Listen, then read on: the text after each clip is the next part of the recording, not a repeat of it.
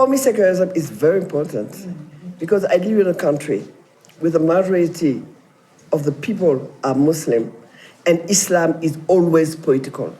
Islam has been political since Muhammad was since him, because you can have the political power.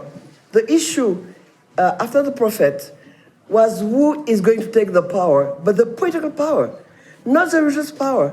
And then you have division between Shiites and other people. It's all political. North Africa and all the states in the Middle East, with the majority of Muslim people, Islam is a religion of the state. And when Islam is religion of the state, the law and the family law concerning women is about Sharia. What is Sharia? Sharia is a way of doing things. But you have as many Sharias that you have Muslim states. If you can say about Muslim states, if you can speak about Muslim state. We inherit, but you know, in Senegal, and I'm going then to Senegal. In Senegal, for instance, we had, before colonization, the pre-colonial was, could I say, secular, because there is separation between religion and the political leadership. And even we have been Muslim since the 11th century, is as far as this. Except in the northern part, we have a theocracy. In northern Fouta, in the Fouta Toro, we had a theocracy.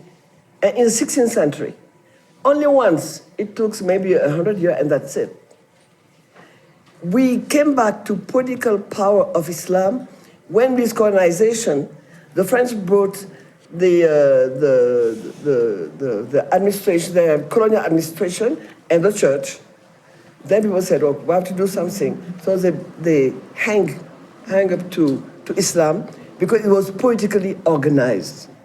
In the whole process of othering, how it's reached a level of complete sanction by the state or even state-led through its different arms to really target certain communities. And I think in India, the most egregious rights violations have been on Muslims. There is no doubt about it. And there are so many stories, there's no time for that. But even things like, suddenly the security walks in a train and picks up someone with a cap. I mean, forget the crowds that lynch. And just says, you have to come with us. Where's your warrant? What? Nothing, just come. And no one speaks up. No one even dares speaks up. These are from NGOs who are working on the ground, who are trying to provide some legal support to them, to this community.